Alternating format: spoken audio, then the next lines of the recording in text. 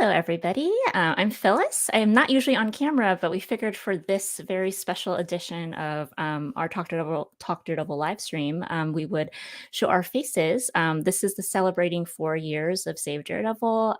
It's a little wild to think that we started this 4 years ago, and now we have since saved the show and saved Daredevil. And we thought it would be a really fun way to celebrate a little bit early. Um, our accomplishments and what we've done, and just have an opportunity to chat with one another about everything that's happened. So I know it's going to take a little bit of time for people to come and join. But while I'm doing that, I'm going to go ahead. I'm going to intro my team members who are going to be joining me on this chat today. So we're going to start out with Aisha. Aisha, say hello. Hi, everyone. Okay. Next is Christine. Hi. And then we're going to have Mary join. Hello. Faces are a little cut off right now, but once Rhiannon comes in, we're going to look good. Hey, everybody. Hi, everybody. Okay, so stream has just started, so we're going to give folks a little bit of time to come in.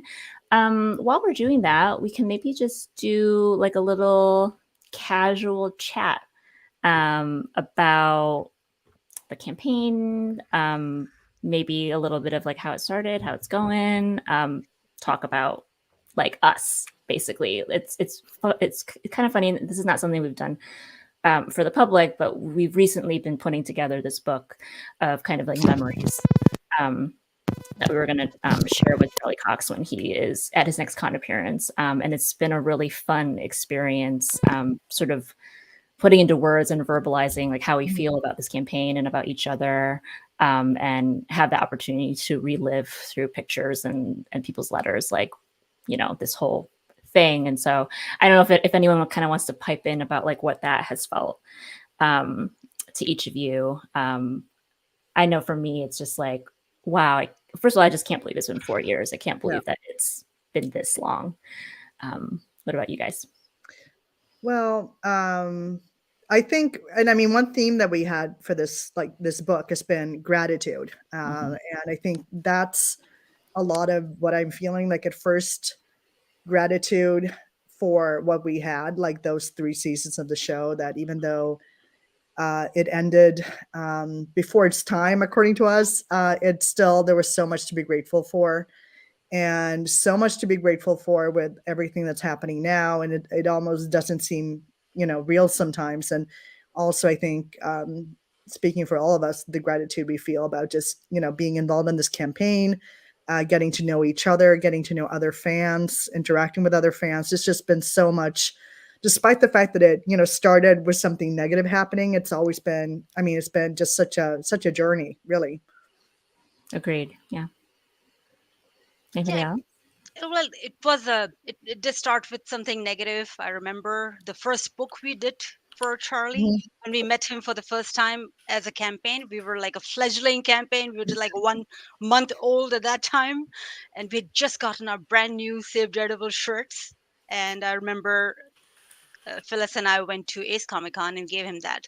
So it was a negative, it came from a negative thing. But at that time also, we had a lot of gratitude. And 4 years have passed, and it's so hard to believe. Like, sometimes it feels like yesterday, and sometimes it feels like maybe like 10 years. 10 years, right? It's a long time. Yeah. What even was life before this campaign? I don't remember. I really don't know. Like, yeah, because like for me, I keep thinking, so like I moved to New York City while they were finishing filming season 3. So to think that they finished filming season 3, we watched season 3 and the show was canceled all in the time. I'm like, I just moved to New York. But like, no, it's been almost 5 years. Like, and just I don't know. I mean, we joke about this all the time. Just time is weird. Time has no meaning anymore. Like, I do not see how this has been 4 years.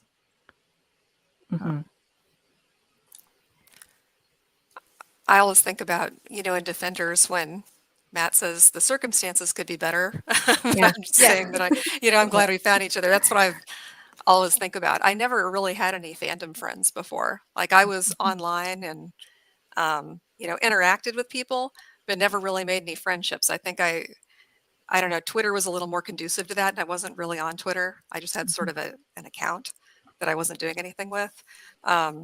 So yeah, I just didn't expect to actually make close friends this way. I expected it to be more of, a job, just a bunch of tasks that we kept plugging away at until it got done. So Yeah.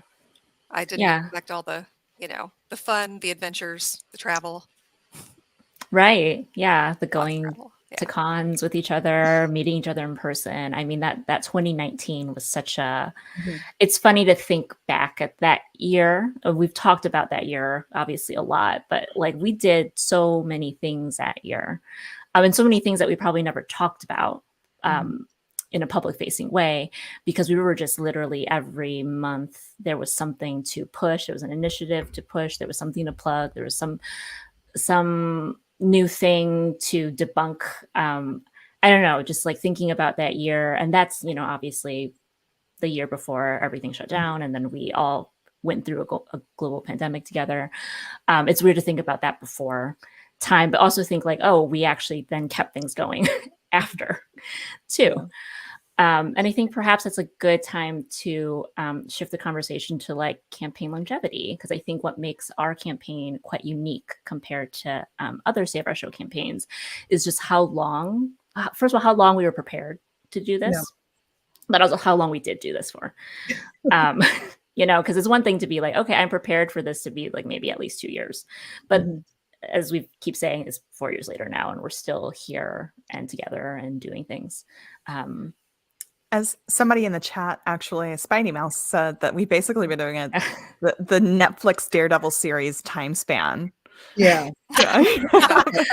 Indeed we have. Which is crazy.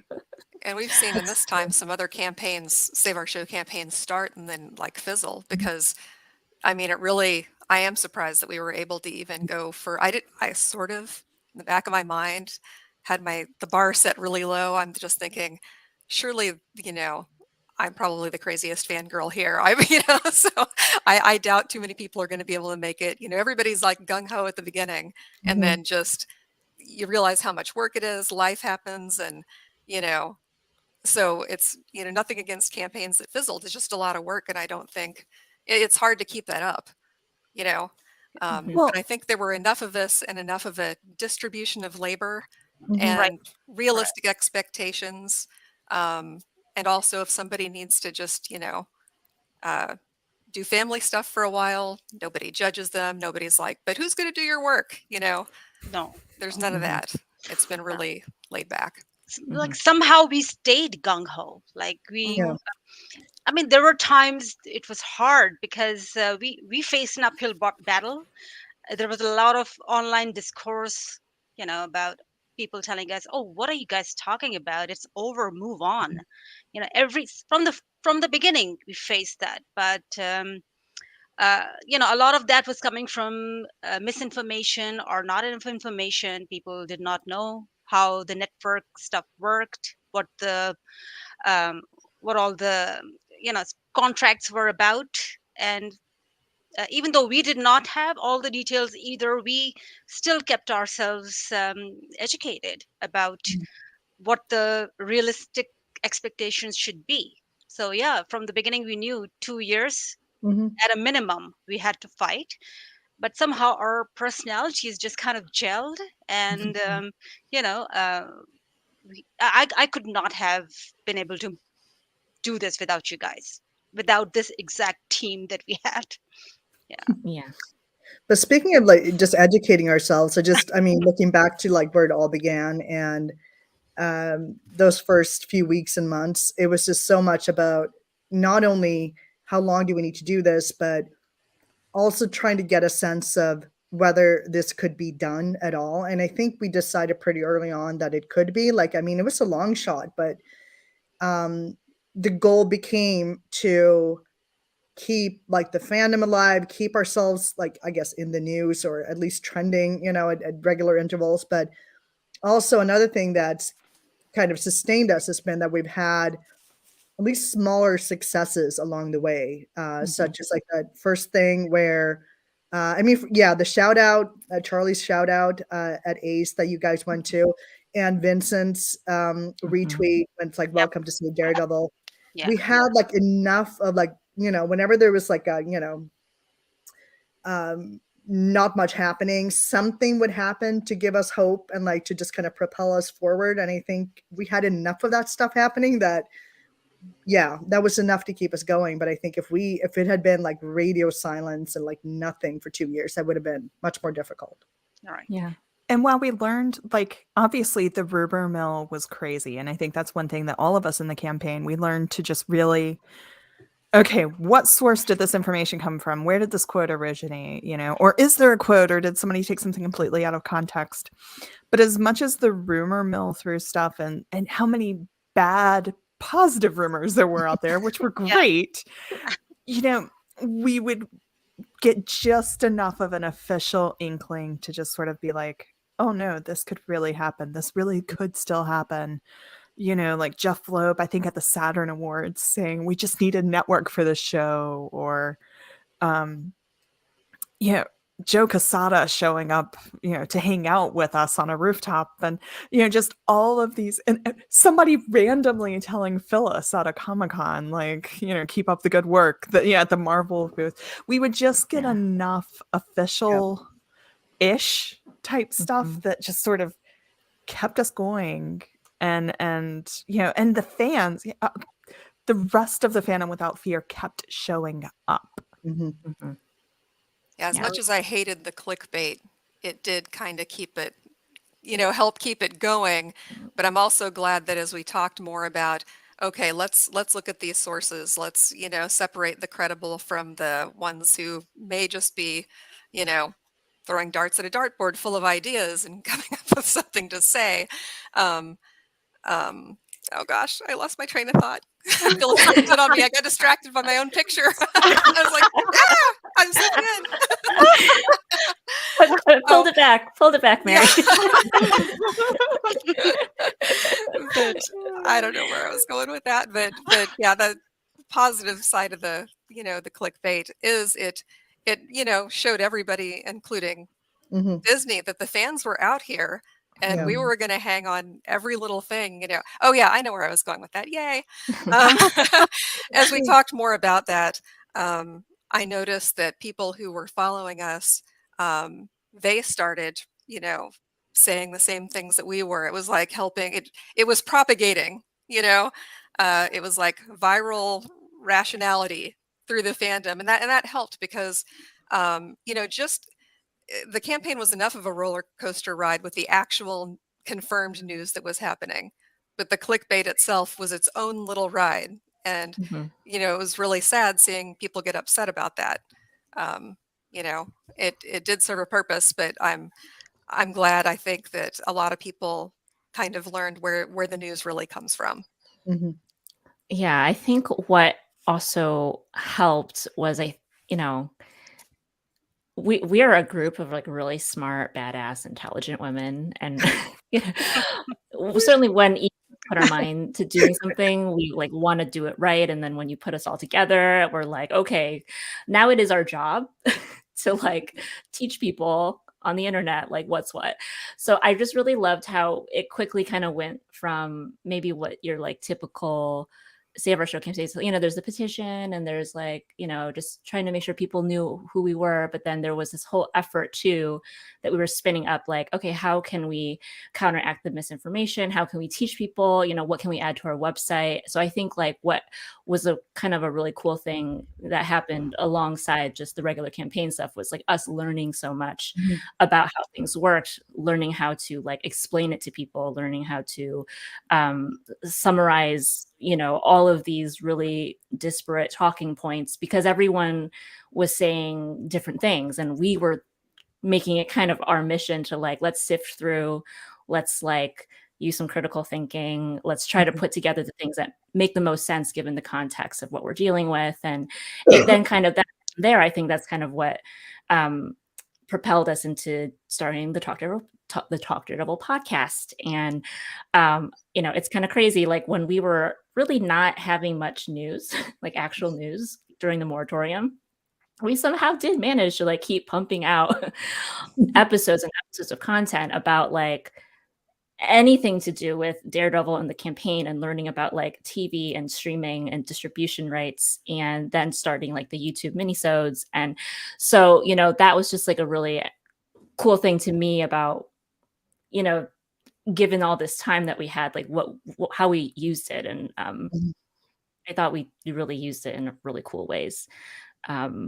So a shout out to Sam, who did do a lot of the minisodes with me.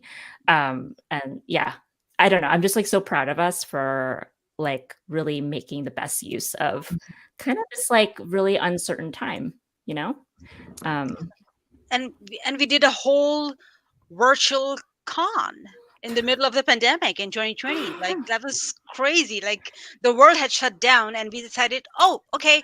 And we only like decided 3 weeks before that we were going to do it.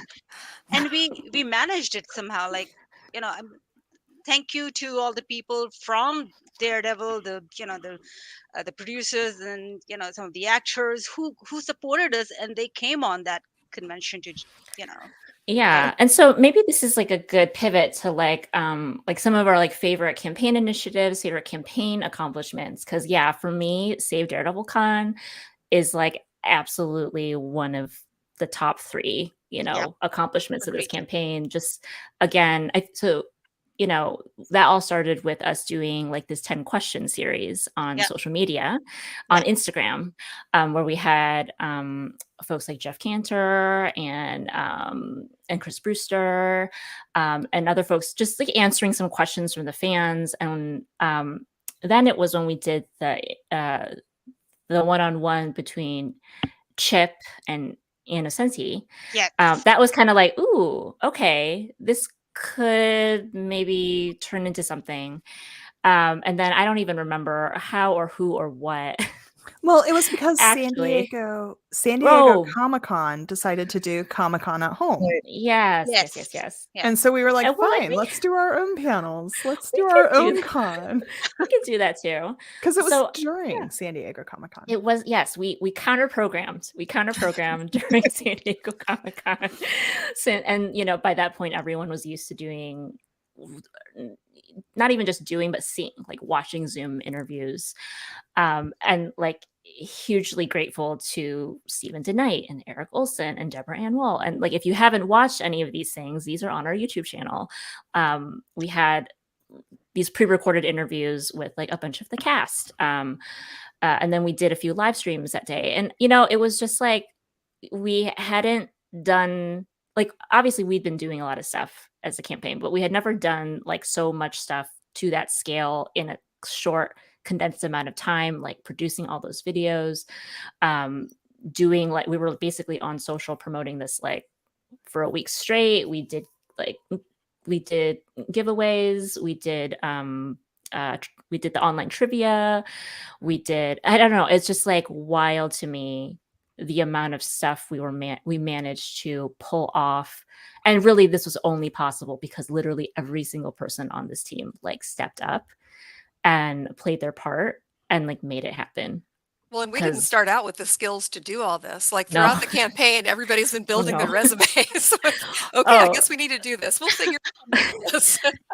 I took vacation days off, 3 days off from work to do. Oh yeah, I definitely like did not schedule any work during that time because I'm like, shoot, I have to edit videos right now, and I don't edit videos actually. So.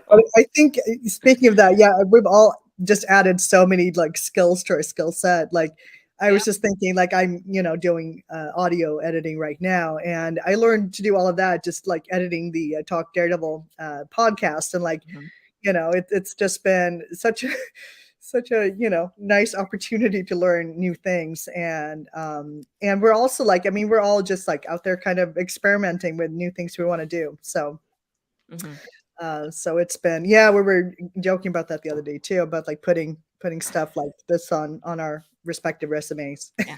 Like, well, and some of us have. But I think that's the big thing too. Like everything that like that the outside world has seen, you know, even this, there's 5 of us on screen. There's at least 2 other team members like that are assisting us and like watching the chat and you know, doing things there for each of our podcasts. You know, there's people that I think there's some people that like never even were on podcasts, but they've helped edit them and put them out. And, you know, there's so much effort going on behind the scenes. Like there's those of us willing to like be happy to be on camera and our voices be heard. But the team is so much stronger because we have the people of all types that are willing to jump into all these different areas and learn it.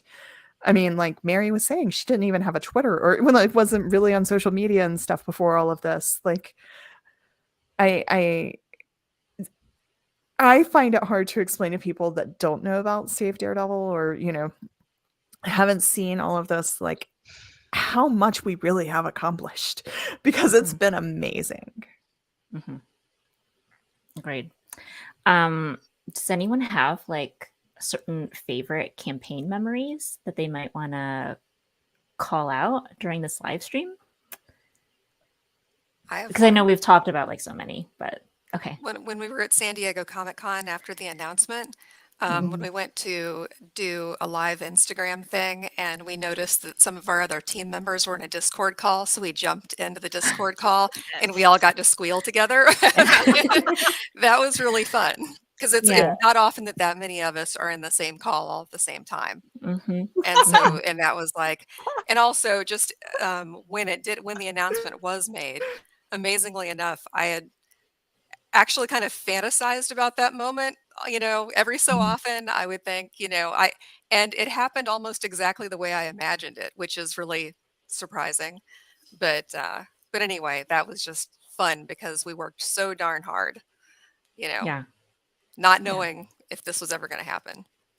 Yeah, it just that whole day, like in Hall H, which actually, I mean, because you have to be there all day, and it went by surprisingly quickly. Like, I mean, it was fine, and you know, and then that happened, and like the She-Hulk thing happened, and we were just like that whole day has just been committed to memory in such a way that I mean, it's really unusual to have days like that in your life where you just remember almost every part of it.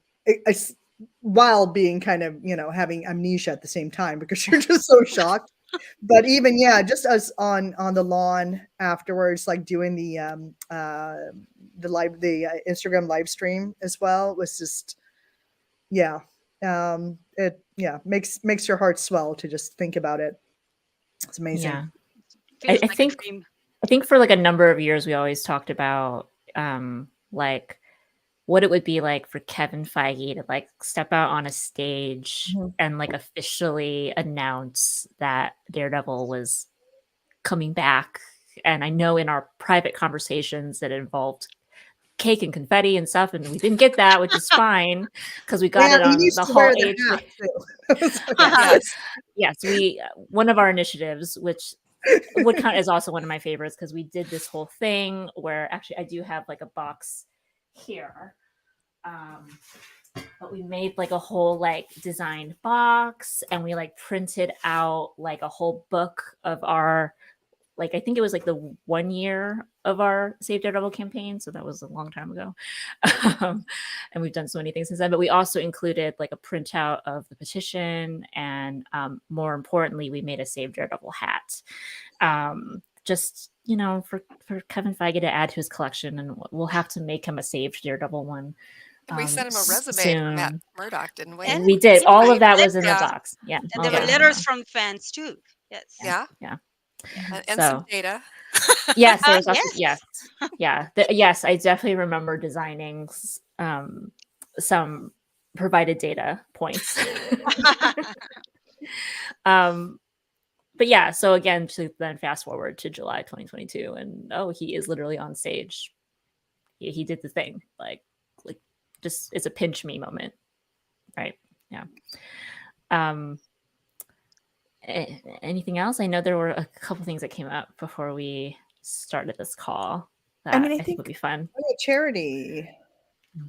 Yeah, we've done, like, speaking of things that have kept us busy waiting for other news, I guess. It's been like, I mean, keeping the fandom engaged in general through different types of initiatives, like, we've had, fanfic and fan art initiatives and stuff like that, but we've also done had auctions for charity, and I think we raised, is it $11,000 or something for charity in total, which is, it's like this insane number.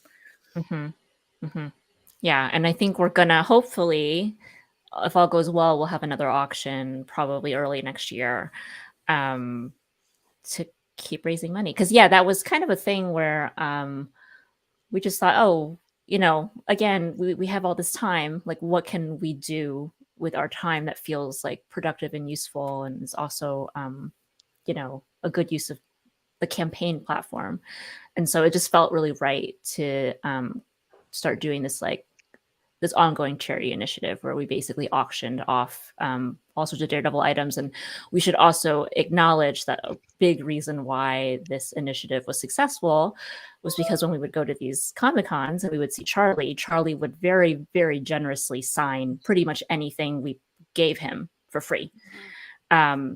And yes, I think Ron just asked for Sightsavers, and yes, it was. I think we've done it for Sightsavers. We've done it for a few, like a handful of them, but I think we keep going back to Sightsavers because we liked the fact that it was that it's an international charity, so it kind of feels like with fans sort of all around the world, it's nice that it feels like something a little bit more global versus just like US based. Yeah, it's one Charlie been associated with as well. Yeah, He? Yes. Charlie supports that, and I have a cute memory from Wales Comic Con and London. So we met him at Wales Comic Con. He signed a bunch of stuff for us for Sightsavers and other charity events. But we'd also invited him to our first international meetup. Like, he didn't end up coming, but we had invited him. So I remember meeting him at the con, and then I came back to London. I saw him in Betrayal. I'd booked my first ticket on my birthday, so it was a treat for me. So, but I didn't get a chance to meet Charlie that day. So the next day, or like I think 2 days later, I was still in London because we still had our meetup the next day. So the day before the meetup, I just decided to randomly go and see if I could find Betrayal tickets. So I went to the theater, and I got tickets to see Betrayal, and I happened to meet Charlie. Charlie just came back. He was going to the theater. This was I think the midday show, like a 4 o'clock show or something like that. I can't remember the time, but I remember that I was not even wearing my Save Daredevil T-shirt, but he somehow remembered me from Wales, which I'd met him like 3 days ago. And the first thing that came out of his mouth was like, "Did I miss the meetup?" And I'm like, "No, the meetup is tomorrow." And then he was talking about, like, I said, "I know how we had scheduled the meetup between two Betrayal shows. You know what? It's just 5 minutes walk, Charlie." And he goes, "But that's my nap time." And I remember that, like, I'm like, "Okay, Charlie, I'm not going to interfere with your nap time. You definitely deserve your nap time, okay, between the two shows." And I think that's probably what ended up happening. He was taking a nap, so he couldn't come to that meetup. But I thought it was such a funny, cute memory from that. I think in general, the whole Betrayal run, especially in New York, is like some of my favorite memories of the campaign. Because like, while it was like a lot of little things, like a couple members of the campaign would come up and go to the show and have on the red shirts, and and then get to talk to him immediately afterward. The campaign, we sent goodies there a couple of times, I think. Like I know we sent him like a package when the show opened, and maybe some cookies at closing. Yes. Yeah. So we sent, like, on Halloween too, we sent a few packages for the whole cast, because we sent some Save Daredevil shirts. Well, because they said they would wear them. And Zoe Like, I mean, that's Zoe did, but then deleted it. I know. Her stories, but it exists. Yeah. An Yeah. image of her wearing our shirt exists. yeah. And Tom never said he would wear it in front of a camera, but he did say if we sent him a shirt, he would wear it. Didn't So, we make a bandana for his dog too? We did. Yes. We did make a bandana for his dog. And then we sent like some Halloween candy. But yes, we did make we ordered custom cookies that had half of them had the Betrayal playbill cover on them, and the other half said Save Daredevil Loves Betrayal. And it was just like a really cute little, and people love treats, and it was like a really nice, I think it was close to the end of their run, so it was also kind of a nice like last week of Betrayal, like let's send but them not something at the kind end, of. because I went after we sent the Yes. cookies. Yeah, not the very end, but it was like near the end of the run. But not the end, because I went after they sent the cookies. Yeah. And then you Right. were like, we sent Right. the But cookies, so I went right? after Yeah. we sent the cookies, and it was just really cool because Charlie came out and he was like, "Hey, who's with Safe Daredevil? Did you send the cookies?" And I mean, but there were so many of those little moments while they were in New York that like, we all got to have those little moments. Casey got her wink. We had the whole row of red during Comic-Con. All of those were just like, and anybody that wanted to, this is just like the amazing thing about Broadway as well. Anybody that wanted to could have that moment right there with him, and the chance to meet him after the show or something. And that was a fun little time in the campaign for me. Yeah, there was actually, now that you mention it, there was this is a friend of Sam's. I don't remember her name, but she was another member of the Fandom Without Fear, not part of the campaign though, but she did wear her Save Daredevil shirt. And I remember that I think something about stage door was like really rushed that night, or the night before or something. She might have gone 2 nights in a row. Sam's gonna be like, you got this all wrong. Anyway, long story short, they pulled her in because I think Charlie like felt bad that like he wouldn't be able to say hi, and so she actually was able to go backstage and say hello to Charlie directly, because he saw that there was someone in the crowd in a red Save Daredevil shirt. So happy to be a part of that amazing memory. Yep. For the fans too. So yeah. So, I feel like we could probably keep going on and on and on about like all the things that we love. But we do want to make sure we have a little bit of time to answer some questions. So I'm actually going to start with a few questions that we got on Instagram. And let's see, this might be an interesting one. This is from Instagram. Did you guys think at some point, okay, it's not working, maybe it's time to give up? Always, but Shelby on the team is like, we're having a good time and we're not hurting anybody, so why not? And that's really why I stayed around, but it always felt like it was working in some way. I think that individually, we, especially early on, I mean, I think for me, I had the most doubts, like, I guess like the first 2 months, just kind of like, is this even gonna work? I mean, it was like you were saying, we were having a kind of a good time commiserating, I mean, early on, and then it got, more fun. But I think crucial to our, ability to kind of, pull each other up, has been that I don't think if we all had severe doubts and like we're all miserable at the same time, that would have been rough. I think as things were, we kind of maybe took turns feeling kind of like, oh, is this ever going to work? And then you would have somebody else kind of pick you up and stuff. So it's been helpful to have more than just like a few people to keep this going. Yeah, I think I've probably described it this way on like a podcast before, but there's definitely like cycles of like everyone talking each other off the ledge. Right.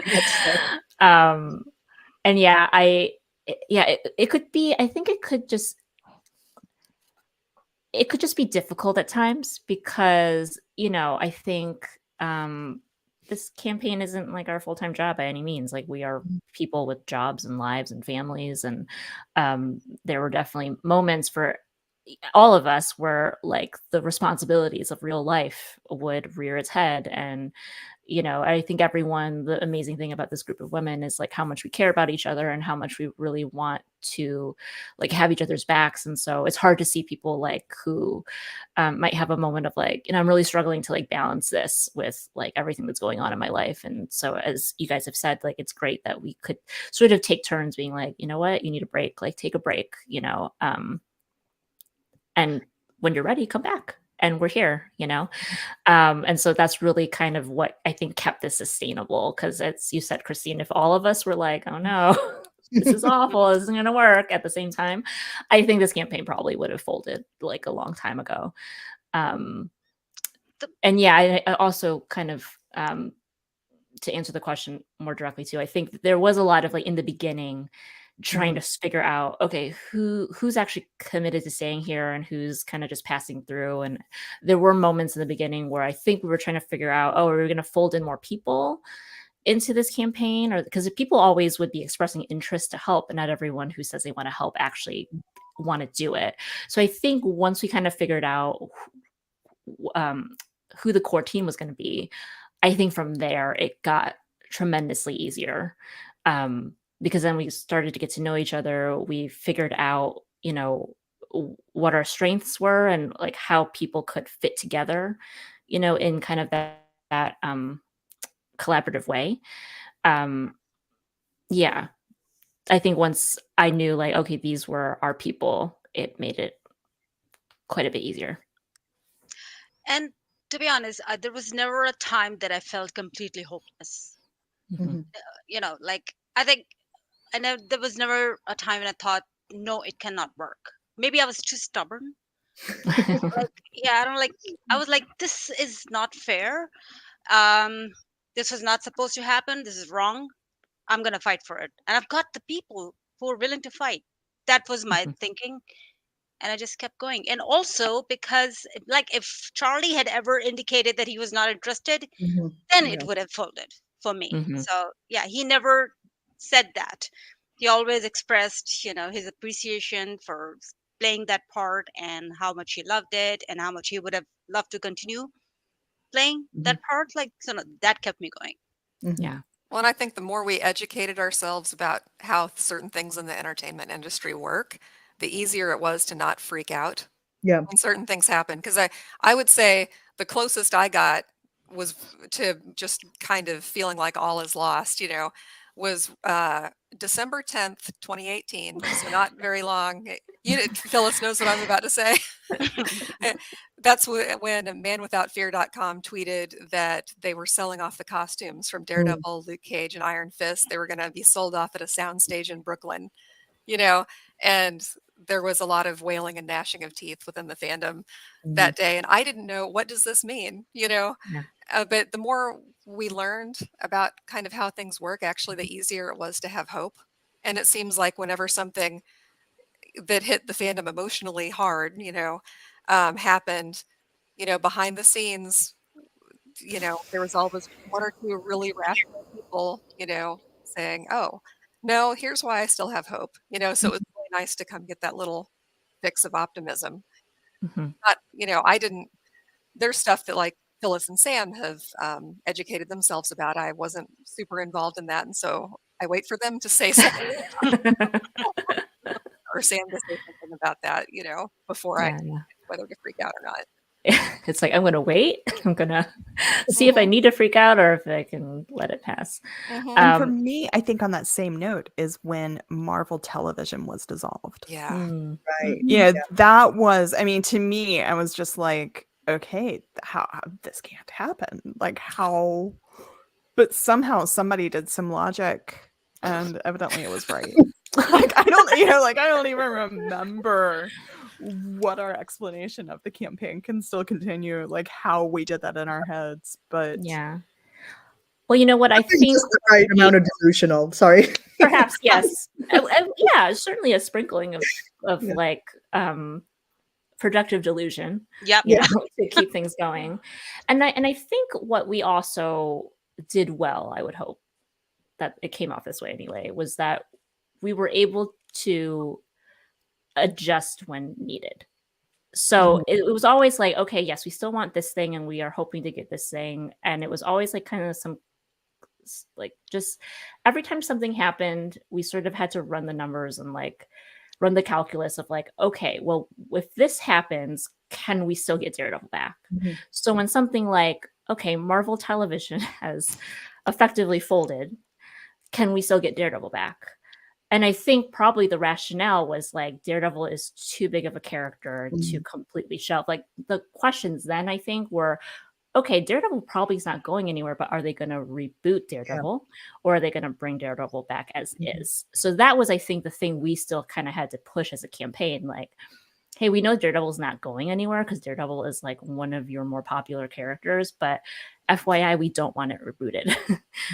Feige, we don't want you to change the thing that we love. So I think we then had to do some work on our side as a campaign to make sure that people were very clear that, like, yeah, Daredevil can come back, but we need to actually make sure they still hear us, that we want Daredevil back in this form.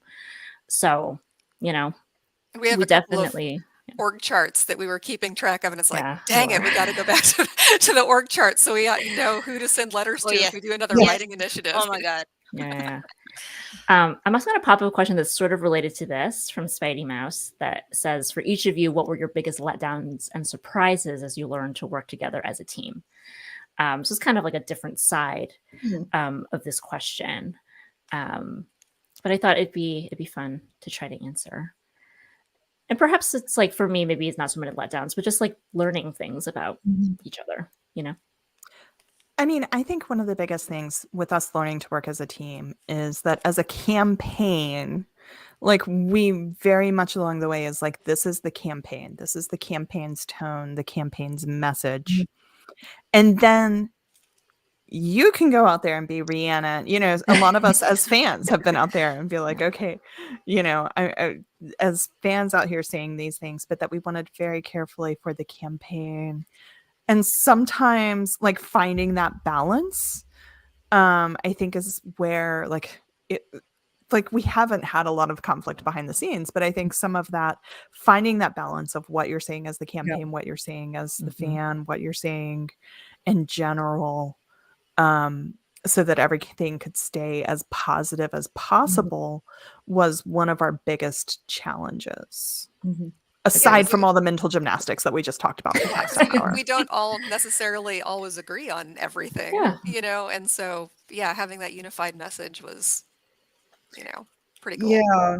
I mean, I think that, I mean, in terms of like working together as a team, I mean, we haven't had letdowns. It's not like the word I would ever use for really anything.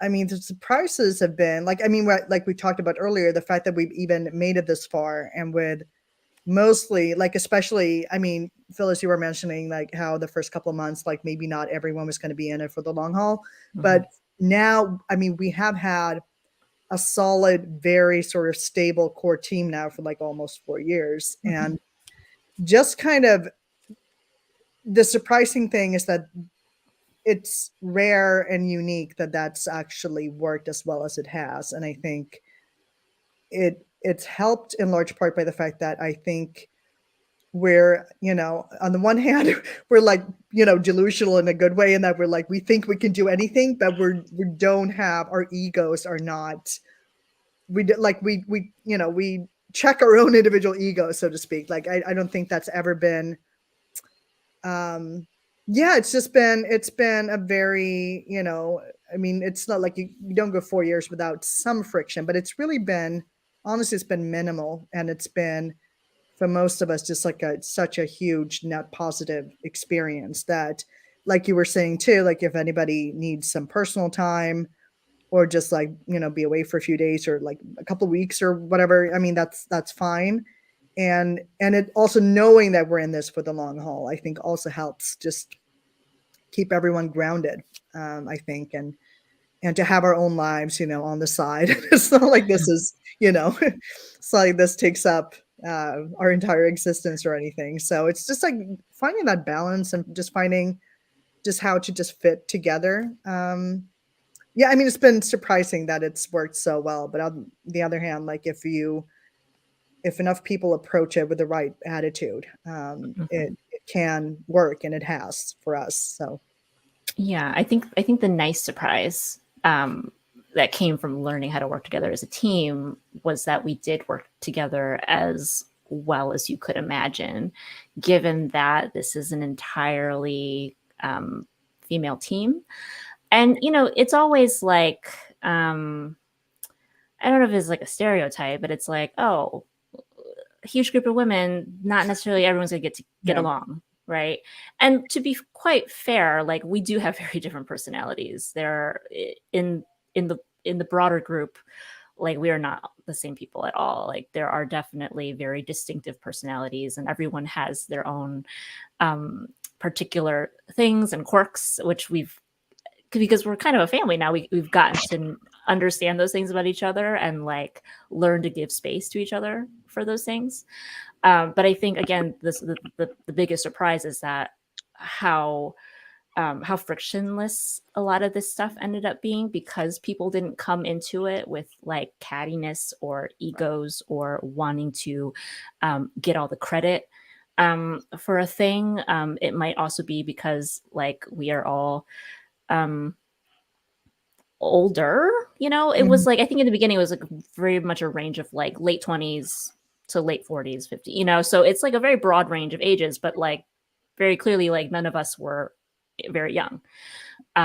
So I think that kind of helps because we're all working hopefully from a baseline maturity that like, yeah, we can kind of like be reasonable with each other when we need to. And yeah, so just the fact that it went as smoothly as it did was a lovely surprise.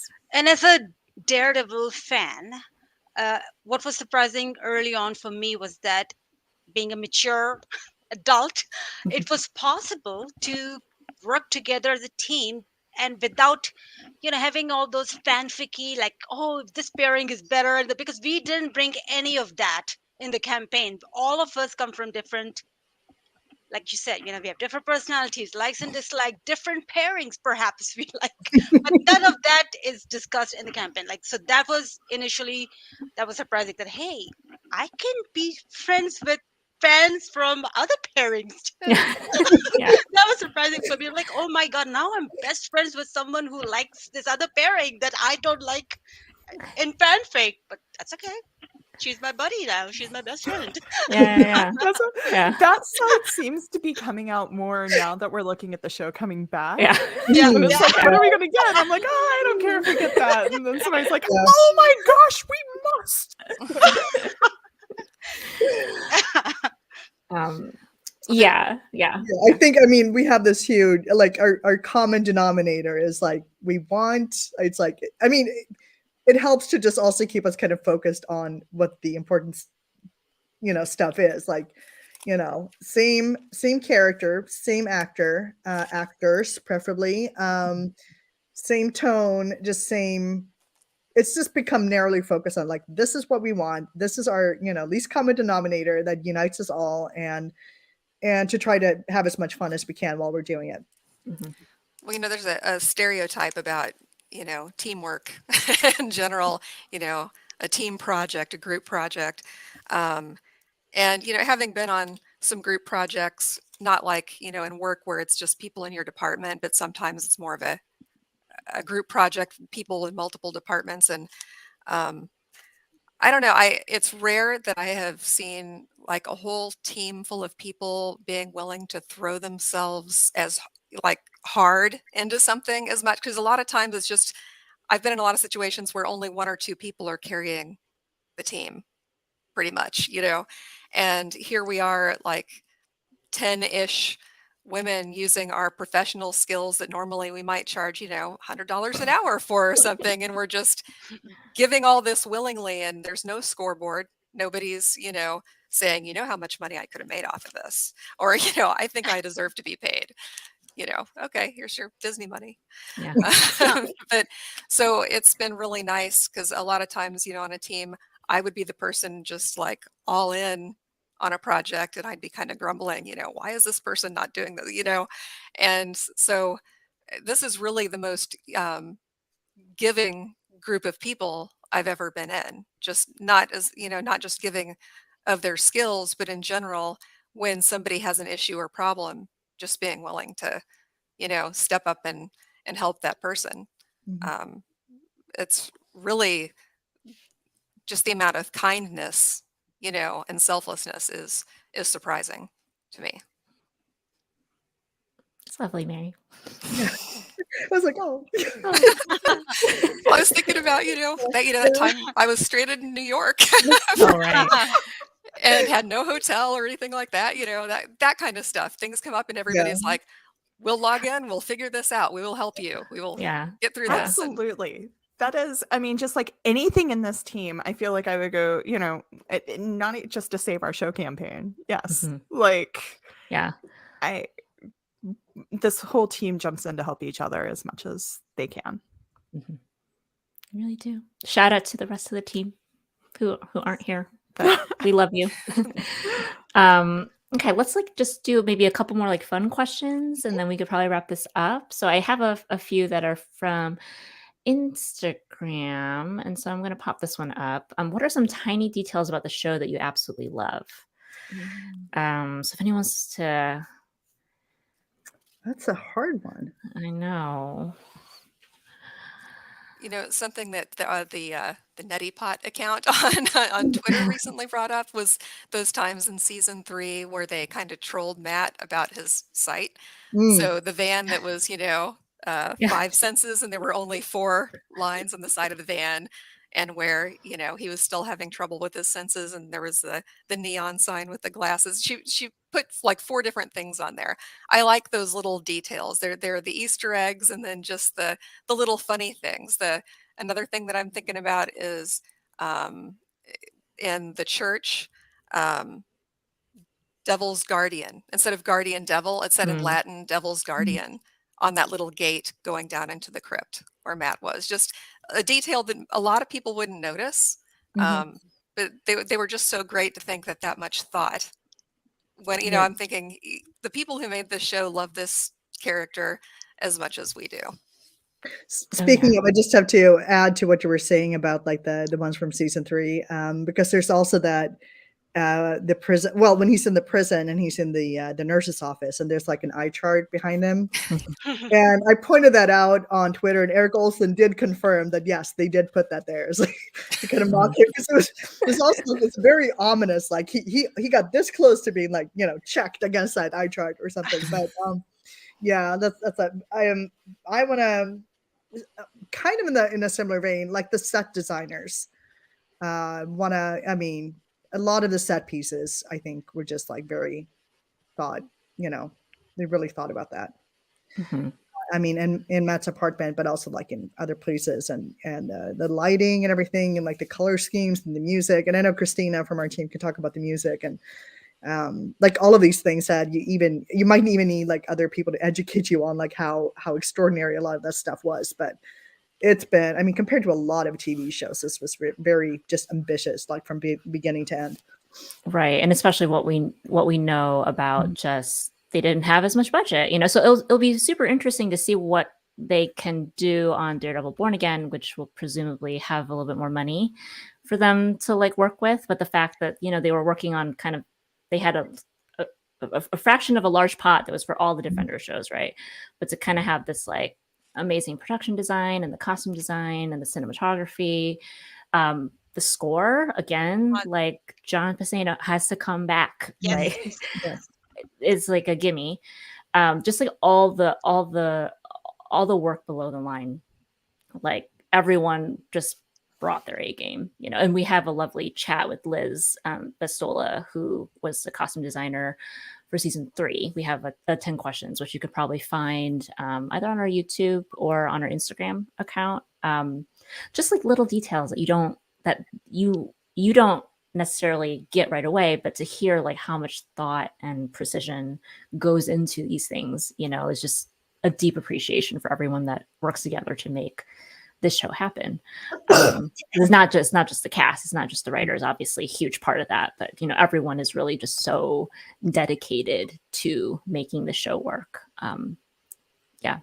I mean, everything about season 3 was amazing, but I remember, you know, watching the first episode for the first time, and when he's being real, you know, going to the crypt, you know, Maggie and uh, they're taking him down there, and he hears Arabic Mm. music. He says, "What's that music? This Arabic." That was the sound of the Adhan, which is the call to prayer, the Muslim call to prayer. And I just loved it because that just spoke to me. I'm like, that was amazing piece of writing.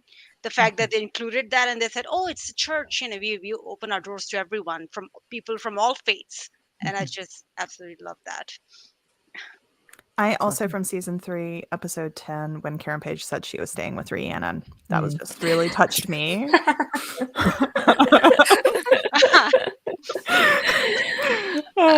So Rhiannon is friends with one of the writers of season 3. So intentional. Yeah, so it was call me, out. actually. Yes, it was her.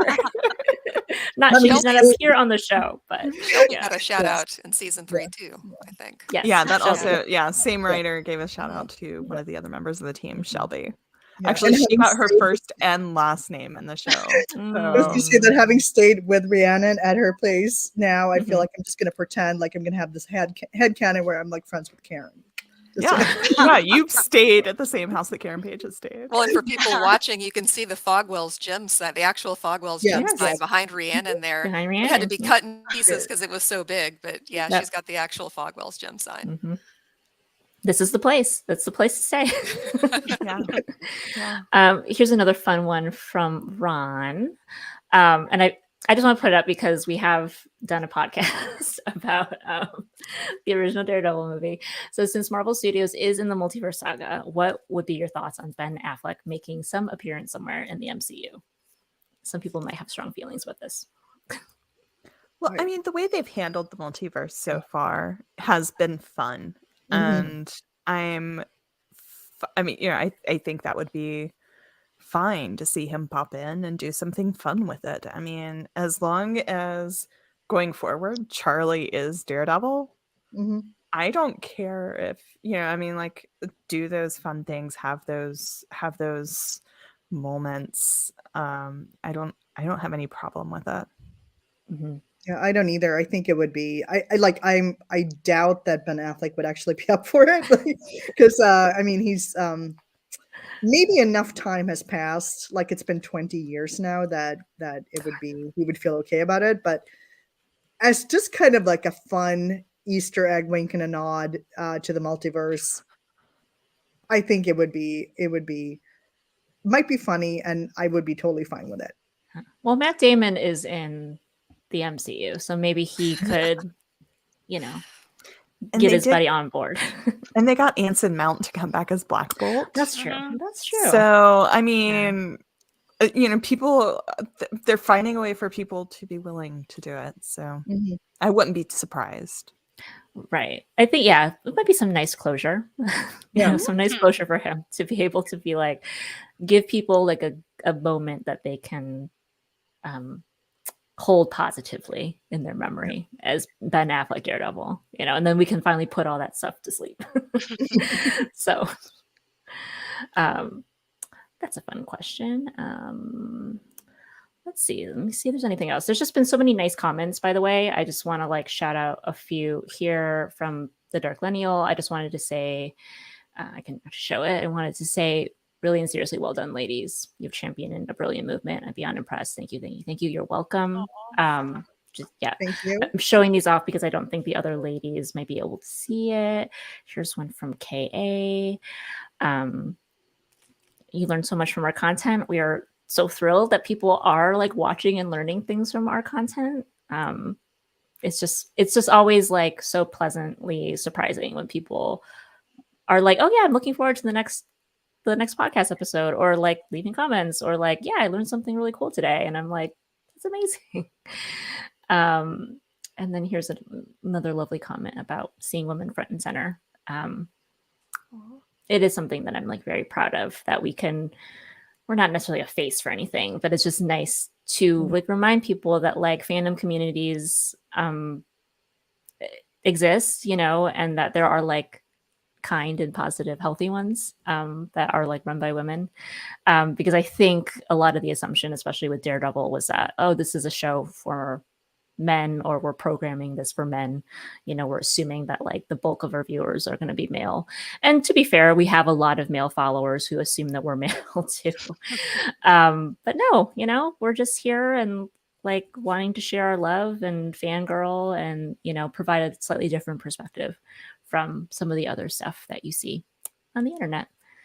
And here's Pat Murdoch saying hi. Looking so serious. That's the man of the campaign right there. Yeah.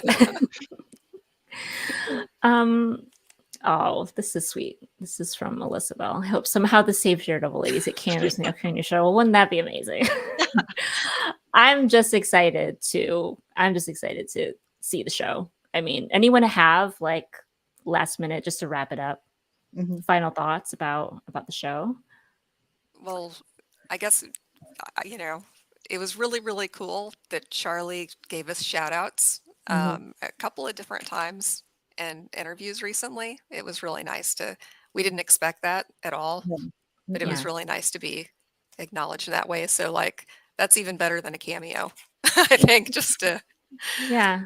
No, it was sort of amazing. And I think we've talked about, you know, obviously if you follow us on social, we've retweeted and we've shared and we have mentioned it in like previous podcast episodes. But the fact that Charlie of his own accord feels like the desire to continue to like think and give us credit is it's a lot.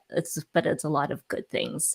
And none of us got into this to be like, oh, now put us in the show and like shout us out all the time. We just wanted to get the thing that we love back. So to again sort of conclude with like the most ideal possible ending to this campaign, and then also have the star of that show like show us so much gratitude. It's really humbling and just kind of continues to fill us with like that love for these past 4 years and the time that we spent together, and you know, just continues. I mean, it would have been worth it no matter what.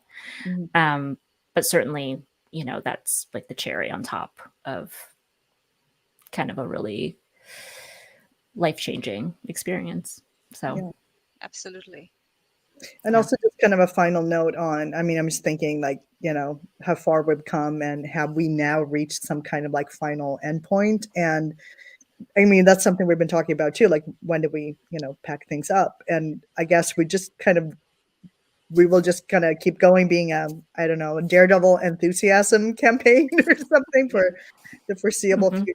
So we're not going anywhere anytime soon. Yeah, I think the lovely thing that's come out of this is just like how we've nurtured this community, you know, and that's something that we want to keep. We want to keep doing.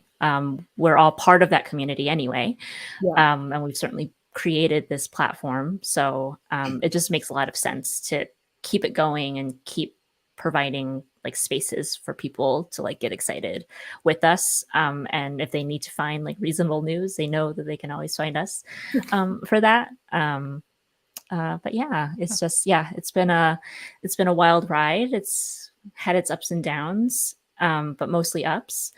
And yeah, just the people that have been a part of this, that have the way we've come into each other's lives, you know, it's just going to always be like some of the most meaningful time I think that we've all been able to spend. So.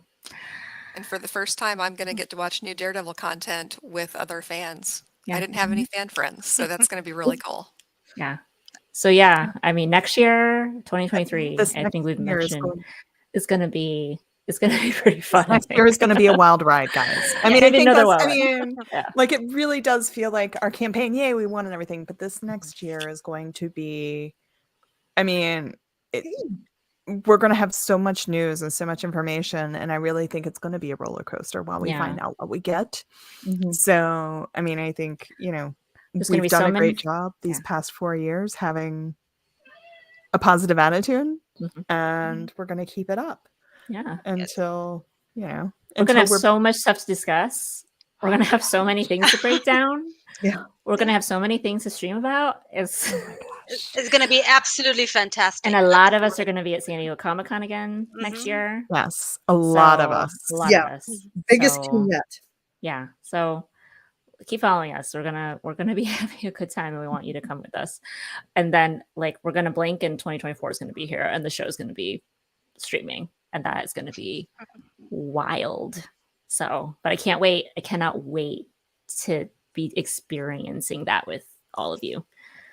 All of you on the screen, all of you behind the scenes, and then all of you in the comments. It's The whole fandom.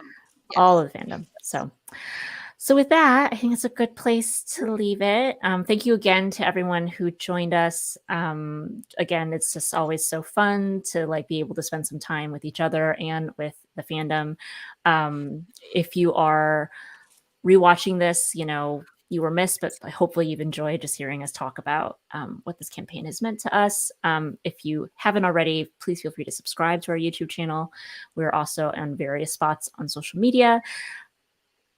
Verdict is out about Twitter. We don't know what's going to happen there, but for now, we are saved Daredevil on Twitter. We are saved Daredevil on TikTok, and we are saved Daredevil on Instagram, Facebook, Tumblr, all sorts of places. Basically, no matter what, you'll be able to find us somewhere. If you are a Discord user, you can also go to our website. We do have a link that will give you access to our Discord community. So if that's something that you like, or you're looking for other fans to hang out with, you can also do that there. So, all right, that's it from us. Thank you, everybody. Thank you. Bye. Bye. Bye.